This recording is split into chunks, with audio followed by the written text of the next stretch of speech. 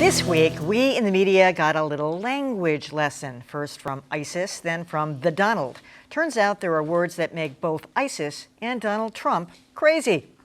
So we hear ISIS does not like to be called Daesh. That's the Arabic acronym for the group's official name. But it also has pejorative connotations. So that makes it a reason to use it. Daesh is waging war because we are France. Even U.S. officials got on board with it this week.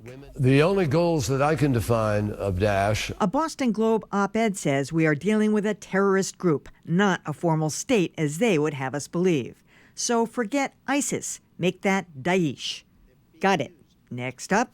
I see this guy who they called the mastermind. Everyone calls him the mastermind. You do. Everybody calls him the mastermind. Donald Trump was among those calling out the press this week, arguing we've mislabeled the Paris terrorist who led the attacks last Friday. Police hunting for the mastermind. Out to catch the mastermind. Is the suspected Paris mastermind dead or alive? Trump isn't the only one concerned. Politico's Jack Schaefer criticized the New York Times, the Los Angeles Times, the Associated Press, and a myriad of broadcast outlets for using mastermind, saying there was no genius on display, and by some measure, the attack failed. Regardless of that thoughtful admonition, no one says it's sharper than Trump. The stupidity of the press and the reporting, where they use terms like that to describe somebody, because there's nothing brilliant about somebody walking into a room and shooting people indiscriminately. Okay? Okay. You got to hand it Donald Trump. He wasn't the first one to pick up on this, but he was one of many who did. And it really did get me thinking, although mastermind doesn't necessarily connote, genius or intelligence. It just means that you sort of directed the operation. There are other words you can use. I think the more interesting terminology for me is Daesh, which frankly hadn't really come into my lexicon until this week. And I'm on board with that 100%. There is no such thing as the Islamic State. They're not a state. And, it's an acronym for the actual time. You don't like it, huh? Well, we're sticking with the Islamic State. And it's true that there's nothing Islamic, it's not Islamic, it's not a state, that's true. But guess what? Christian scientists aren't scientists. Yeah. And the Democratic Republic of Congo isn't very democratic. And like the Heaven's Gate cult, it's safe to say has nothing to do with where God lives, but we still call them those things. And so, I don't know. I think it's kind of cool that Daesh has this pun in Arabic. Yeah, yes, right. I think that's cool, but what's the meaning again? It means like crushing, trodden underfoot, or something. And I think it also a bigot. That post that we ran, or that column, which was actually written last year, I know, got a huge bump this week. So people are really interested in it. But I just don't know that it matters as much as people say.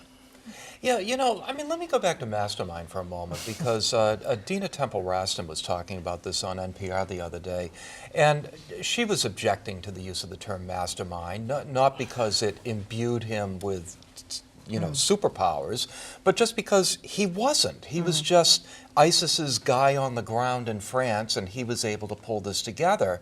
And the point she was making was that the fact that he had been killed might give people a feeling that, gee, we've really made some major progress here. And he was really nothing, so that didn't really mean much of anything.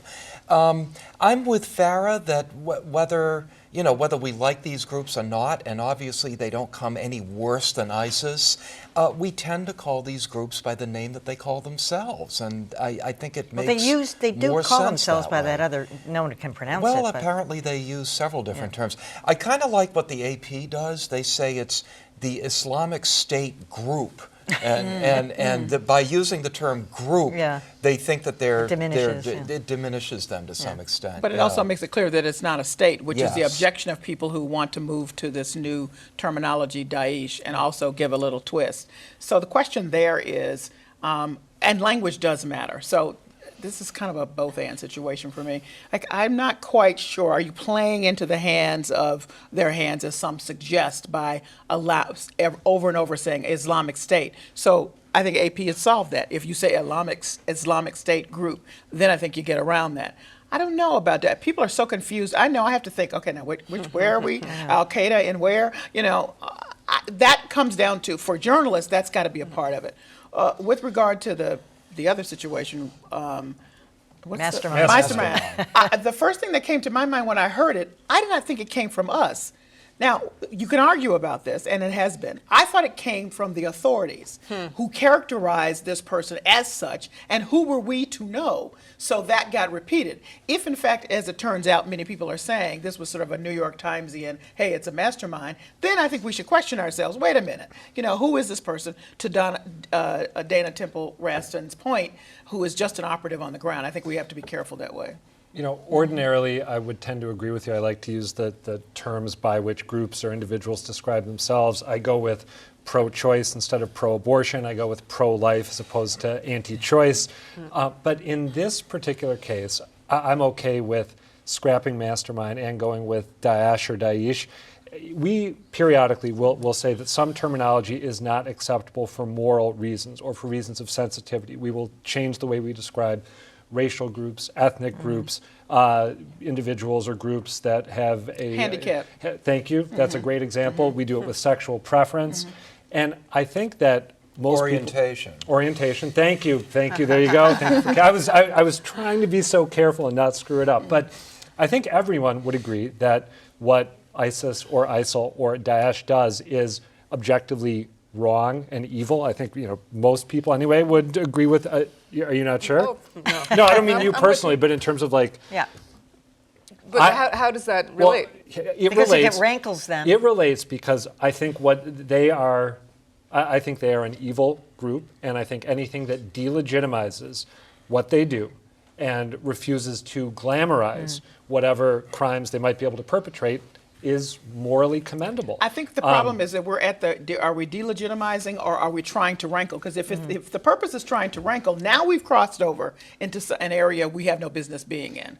If the purpose is to make sure we're delegitimizing in a proper way that journalists would do, I might have a personal feeling about it, but I, as a journalist, I'm trying to find that language that describes who they are, gives the people, says what they say they are, but at the same time doesn't step over into characterization. I'll shut up really quickly. I do think there's a risk if you say Islamic State again and again and again. How about there may be a Islamic small State group? There might be a small portion of the world's Muslims that find their worldview sympathetic. I don't think we want to play into that at all by using take your Islamic point. State repeatedly. All right.